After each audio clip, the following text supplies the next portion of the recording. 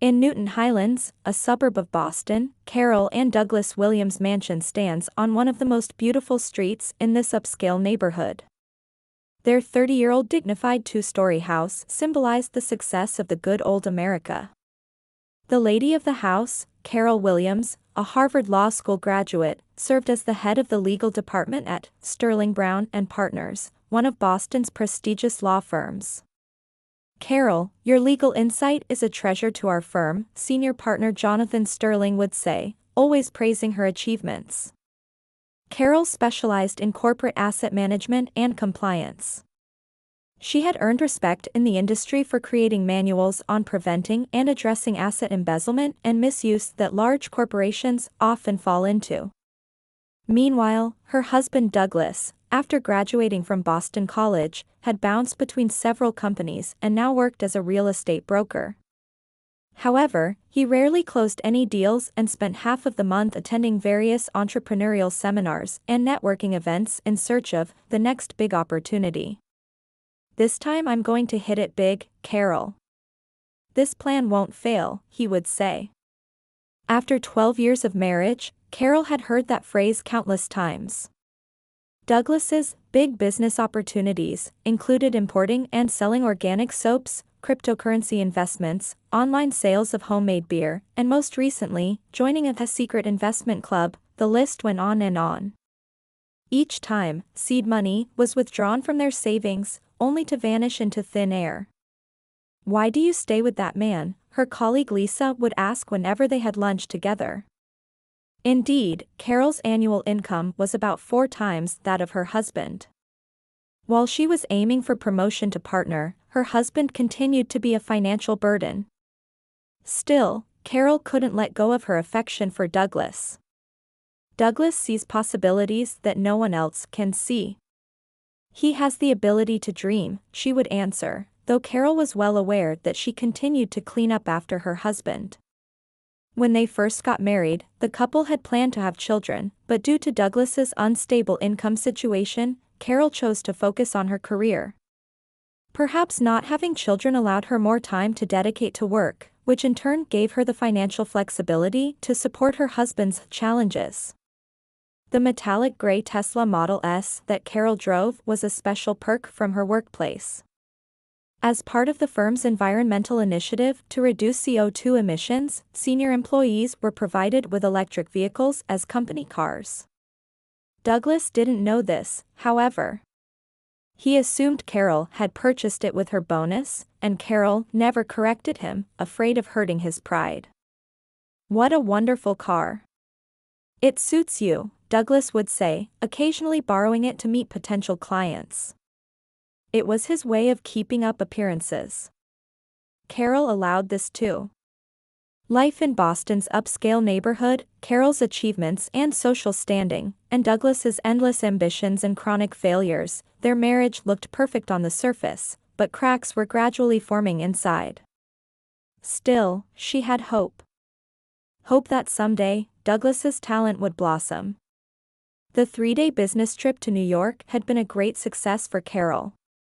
As a representative of Sterling Brown and Partners, she had finalized contract negotiations with an international pharmaceutical company.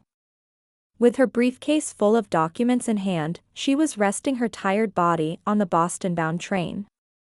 Finally going home, she thought. She arrived at Boston South Station just after 5 p.m. on Friday. Carol hailed a taxi and headed home to Newton Highlands. Gazing at the twilight scenery of suburban Boston, she thought about her husband. Before her trip, Douglas had said, "There will be a surprise when you get back." She had no idea what it could be. "Welcome home, madam," the taxi driver politely announced as Carol stood in front of her house. The warm glow of the house lights welcomed her. She felt a bit of energy returning to her tired body. After paying the fare, she dragged her heavy suitcase from the approach toward the garage. "Huh?" She stopped. Normally, she would open the garage door with a remote, but today something felt off. The door was slightly ajar. Carol frowned and peered inside the garage. Her beloved Tesla Model S was nowhere to be seen. Perhaps Douglas has gone out somewhere, she thought, but she couldn't shake the uneasy feeling about why the garage door was left open. Carol picked up her suitcase and headed to the front entrance. "Carol. Welcome home." Douglas's voice rang out as soon as she opened the door. He was standing in the living room, arms outstretched to welcome her. He seemed more excited than usual, with a broad smile on his face. His shirt was new, a designer brand she had never seen before. "I'm home, Douglas." Carol set down her suitcase and approached her husband for a kiss. He smelled of expensive cologne. This was new too. A small warning bell began to ring in her mind, wondering why he would spend like this during a period when he had few contracts. How was it? The negotiations in New York? They went well. I secured the contract. As expected of my wife. Douglas put his arm around her shoulder and led her to the kitchen. A wine bottle had been opened on the table with 2 glasses ready. She recognized the bottle. It was an expensive French wine they had been saving for their anniversary. "Let's have a toast." He poured red wine into the glasses and handed one to Carol. "What are we celebrating?" Carol asked, still concerned about the garage. "By the way, where's the Tesla?" "It wasn't in the garage." Douglas's smile grew even wider. He puffed out his chest and proudly declared, "That's what I wanted to talk about today. Carol, while you were away, I took a big step forward." His eyes gleamed with excitement. Carol had seen this expression on her husband's face many times before. It was the face he made when he found a new, big opportunity. She sighed inwardly but kept her expression bright. "What did you do?" "Well, you see." Douglas took a sip of wine, paused dramatically, then continued. "I made an important investment for our future." "Investment?" Carol's brow furrowed. Her husband had failed in many investments before. "Yes, I sold your Tesla. That money is the foundation of my business empire," Douglas declared triumphantly. Carol felt her hand trembling as it held the glass. In her mind, several facts began to connect at once. First, the Tesla wasn't hers but a company car from Sterling Brown and Partners. It was company property. Second, unauthorized sale of a company car constituted embezzlement. Carol herself had created the manual for dealing with asset embezzlement at her company and was more familiar than anyone with the severity of legal punishment for embezzlement. Furthermore, this was no longer just a difference of opinion between spouses, but a criminal act that directly conflicted with her professional ethics. "Wait a minute," Carol managed to say. "How much did you sell the Tesla for?" $82,000. Impressive, right? Douglas boasted. "And I've already decided where to invest it. This business will definitely multiply tenfold, no, 20-fold. Carol was speechless. At that moment, a notification sound came from Douglas's smartphone in his pocket. He looked at the screen and blushed slightly. "Excuse me for a moment." He left the kitchen. On the smartphone he had forgotten on the table, Carol caught a glimpse of part of a message from an unknown woman named Jessica. "Looking forward to dinner tonight." Everything hit her at once: the unauthorized sale of the company car, the possibility of embezzlement charges, and suspicions of her husband's infidelity. In a situation so ironic and so absurd, Carol couldn't help but laugh. It was a defensive laugh, a laugh born from the instinct to protect herself in a desperate situation. When Douglas returned to the living room, he was confused by the sight of his laughing wife. "What's wrong?" Carol tried to suppress her laughter and regain her composure. In her mind, her legal thinking had already begun working, gathering evidence, understanding the situation accurately, and finding the best solution. That was her job. Tell me more about your business empire, Carol said, raising her glass to her lips, showing her willingness to listen to her husband. Her eyes had become cool and calculating, but Douglas didn't notice. He began to talk about his plan, filled with dreams and hopes, as he always did. Saturday morning, Carol got up early and was making coffee in the kitchen. Douglas was still sleeping in the bedroom. After listening to his long talk about the business plan last night, she had gone to bed early, claiming fatigue. In reality, she needed time to formulate her next plan of action. Carol sat down on the sofa in the living room and picked up her cell phone. Taking a deep breath, she called Jonathan Sterling, the senior partner at Sterling Brown and Partners. It was Saturday morning, but she knew her boss's lifestyle. Jonathan returned from jogging every morning at 6 a.m. and started work in his home study at 7 a.m. Good morning, Carol. It seems the negotiations in New York went well. Jonathan's voice was calm. Jonathan, I have something to report. It's a personal matter, but it involves the company. Carol calmly explained the situation, that the company Tesla had been sold without authorization by her husband, and that she herself had only learned about it last night. She conveyed only the facts, without emotion. My goodness, Jonathan seemed at a loss for words for a moment. As the creator of the Asset Embezzlement Response Manual, what do you think should be the next step? This was his way of showing consideration.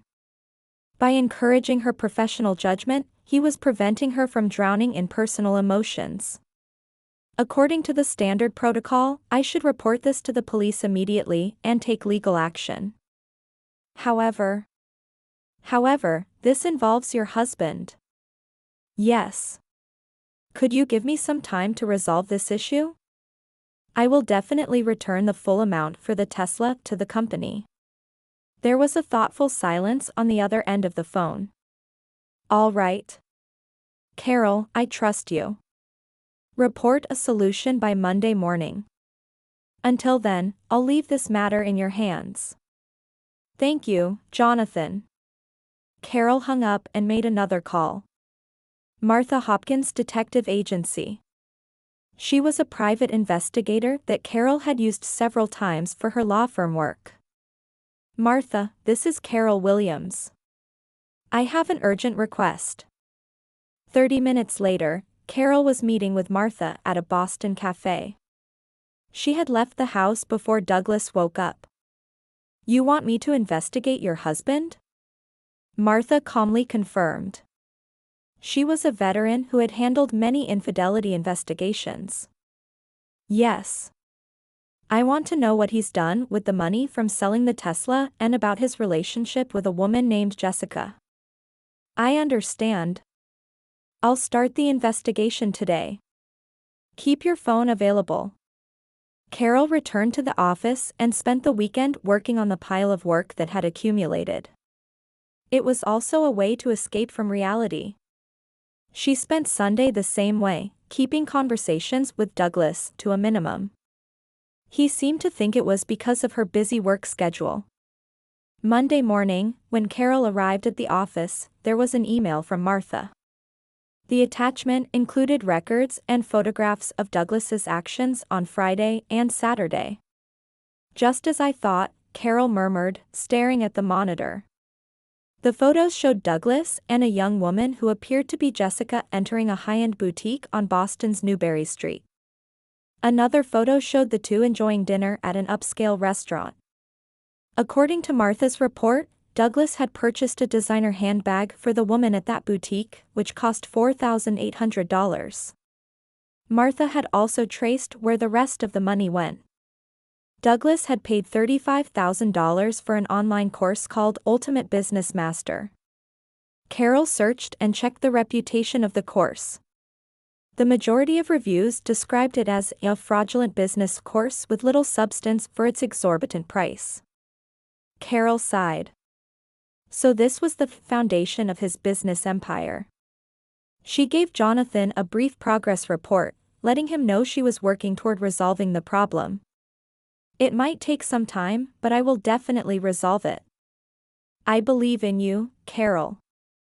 During lunch, she was eating a salad in her office and thinking about her next move. Just then, her secretary Sandra knocked on the door. Carol, there's an unscheduled consultation client here. A young woman, and she seems quite desperate. What kind of case? She's seeking legal advice about her boyfriend secretly selling high-value items. She seems very distressed. Carol felt as if her heart had stopped for a moment. This seemed too coincidental. Show her in, please.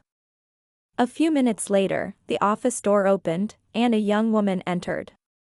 Carol recognized her immediately. It was the woman from Martha's photos, Jessica. I've been expecting you. I'm Carol Williams.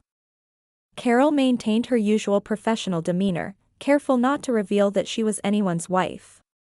Jessica Morris. Thank you for making time to see me. She possessed a refined beauty and wore expensive branded clothes. Carol guessed those clothes were probably bought with her husband's investment. Please sit down and explain your situation. Actually, I've been dating this man, and he sold an expensive car without telling me. I'm worried that it might not have been his property. Carol kept her expression neutral. Why do you think that? He works as a real estate broker, and his income isn't stable. But last week, he suddenly came into a large sum of money and gave me presents and took me to expensive restaurants. Jessica seemed to feel somewhat guilty. He says he invested in a big business opportunity, but... Is this man married? Carol asked calmly. Yes. Jessica blushed. But I've heard that his wife is all about work and doesn't understand him. She's often away on business trips. And you're worried that his actions might have legal issues? Carol interrupted her. Yes. Am I an accomplice? Carol sat back in her chair and answered with a professional expression. Ms. Morris, if your boyfriend sold someone else's property without authorization, that constitutes embezzlement. Especially if it's company property. The color drained from Jessica's face. And if you knowingly received benefits from that, you risk being considered an accomplice. But I didn't know. Jessica desperately defended herself. The issue is what you'll do now that you know. Carol continued as she organized some documents on her desk. To be honest, your boyfriend is walking a very dangerous line. He might think his wife hasn't noticed, but the truth always comes to light eventually. What should I do? First, reconsider the gifts you've received. And perhaps consider removing yourself from this situation. As the counseling session ended, Carol handed Jessica her business card. Please contact me if you make a decision. After Jessica left the office, Carol stood by the window, gazing at the Boston cityscape. It was an ironic situation, but she had now gathered almost all the necessary information: her husband's betrayal, where the money went, and Jessica's existence. Carol took out her cell phone and called Martha. Martha, I have new information. I'd like to meet tonight. In Carol's mind, a final solution was taking shape. Wednesday morning, Carol applied her makeup more carefully than usual and wore her finest suit. Standing in front of the mirror, she nodded to herself. Today was decision day. Douglas, come home early tonight, she said in a casual tone over breakfast. Is something happening? Douglas looked up from his newspaper. Over the past few days, he had noticed that his wife seemed different, but he had assumed it was work stress. Yes, there's someone I'd like you to meet. It's about a new business. Business? Douglas's eyes lit up. Yes. A client of my firm is interested in real estate investment. They're interested in your talent. Douglas showed a momentary expression of doubt, but it quickly changed to a confident smile. Okay, what time should I be home? Come home at 7 and wear your best suit. They'll be here at 8. They? Yes, an investment group. Carol lifted her coffee cup and smiled. Behind that smile was a stern resolve. Upon arriving at the office, Carol explained her final plan to Jonathan Sterling. He listened seriously, nodding occasionally. I support your judgment, Carol. We'll provide all the necessary legal support. Thank you, Jonathan. Next, she called Martha Hopkins. Is everything prepared? Of course. All the evidence is gathered. I'll be at the designated place at 8 tonight. Finally, Carol called Jessica Morris. Using legal consultation follow-up as a reason, she invited her to her home. Other lawyers will be present, so I think we can give you comprehensive advice about your situation.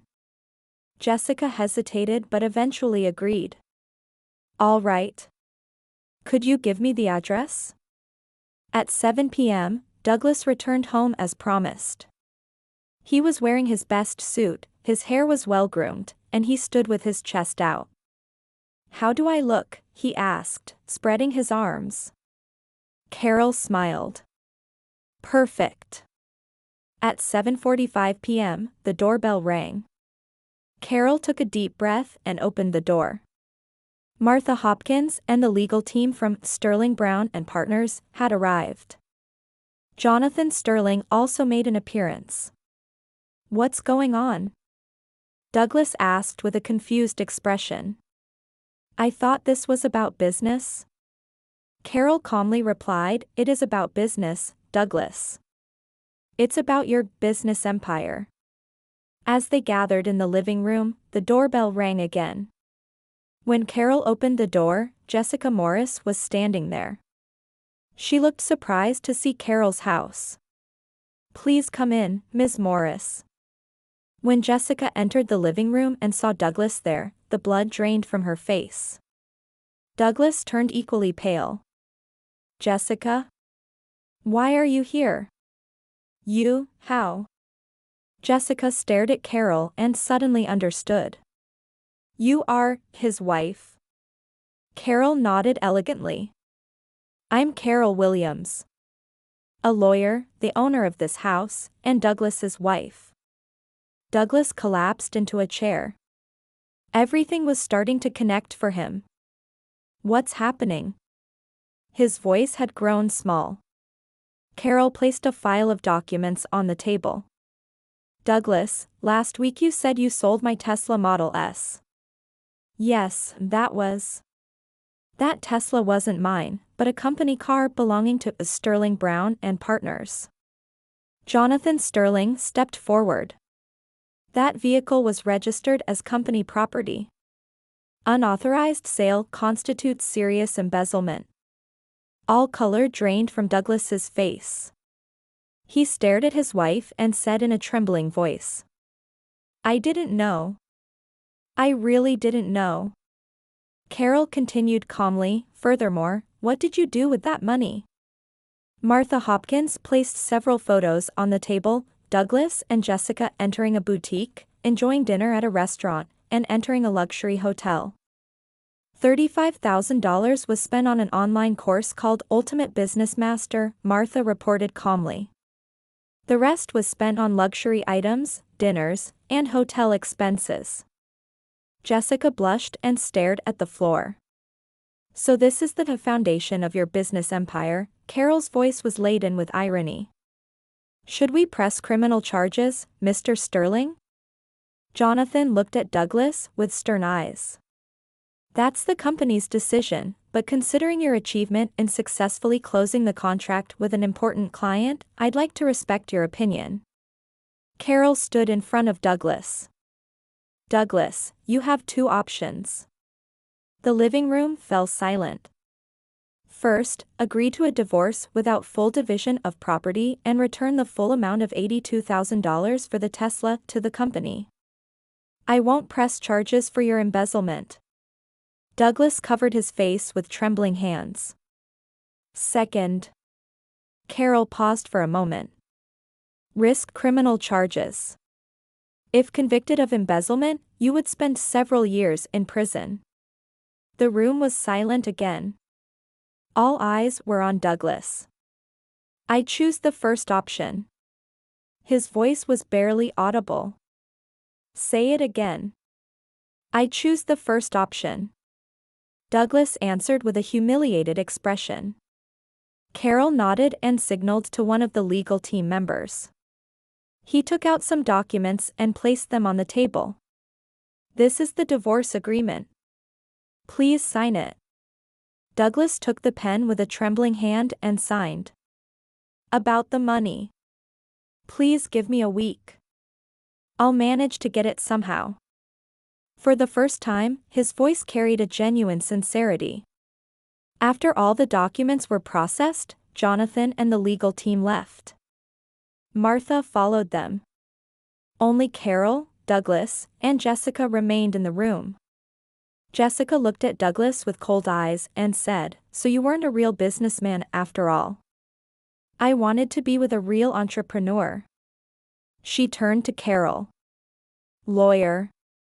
Mrs. Williams, I'm sorry. I was being used too." Carol nodded slightly. "Ms. Morris, I think you've learned a lesson. I recommend thoroughly investigating a person's background next time." Jessica nodded shamefully and left the house. When Carol and Douglas were alone, silence filled the room. "Carol, I'm really sorry." Douglas's voice trembled with tears. "Please pack your things and leave by tomorrow." "Leave the house keys on the table," Carol said calmly. "And make sure you return the money. It's for your own good too." She went up the stairs toward the bedroom. As she closed the door, the chapter of their 12-year marriage also closed. 1 year after the divorce, Carol had just finished an important meeting at the offices of Sterling Brown and Partners. Jonathan Sterling smiled at her. "How's your first half year as a partner?" Carol smiled back. She had finally been promoted to partner at the law firm. "Busy, but fulfilling. Your asset protection program is being praised by clients." As she left the conference room, her new secretary approached. "Ms. Williams, the documents for your new company car have arrived. It's waiting in the parking lot." Carol went down to the firm's parking lot. There, a gleaming brand new Tesla Model X was waiting. It was more luxurious than the previous Model S and symbolized her new position as a partner. "Do you like it?" Jonathan called from behind. "It's perfect. Thank you for making an environmentally friendly choice. It's fitting for your achievements." On another day, Carol happened to see a news article. It was a small piece titled, "Local Entrepreneur Finds Success in Web Design Business." It was accompanied by a small photo of Douglas standing in front of a small office. After the divorce, Douglas had borrowed money from relatives to pay back the full amount for the Tesla and moved to a small apartment. And for the first time, he had made a grounded plan and started a small web design company. According to the article, he had begun building a track record in creating websites for small and medium-sized businesses. How ironic, Carol thought as she sipped her coffee. His dream of a business empire had crumbled, but after failure and setbacks, Douglas had begun walking a realistic path to success for the first time. A few weeks later, Carol launched a new project at her firm, a program to support victims of asset embezzlement. Born from her own experience, this project offered not only legal assistance but also psychological support. On the day of the press conference announcing the program, she met a man's eyes in the lobby. It was Douglas. He approached her with a modest expression, not with his former overconfident attitude. "Congratulations, Carol. It's a wonderful program." "Thank you, Douglas. It seems your company is on track too." "Yes, it's small, but steady." After a moment of silence, Douglas said, "Actually, I'd like to be the first client of this program." Carol looked at him with a surprised expression. "What do you mean?" "I have a new client who might also become a victim of embezzlement. I thought my experience might be helpful." Carol couldn't help but smile. It was a warm smile, different from the ironic laugh she had given a year ago when she found the Tesla missing. "I understand. Would you like to cooperate as an advisor?" "Gladly." They shook hands. While the past cannot be changed, one can learn from those experiences and help others. That was the irony of life, and also its salvation. Carol suddenly thought. That laugh on that day was the moment that changed my life.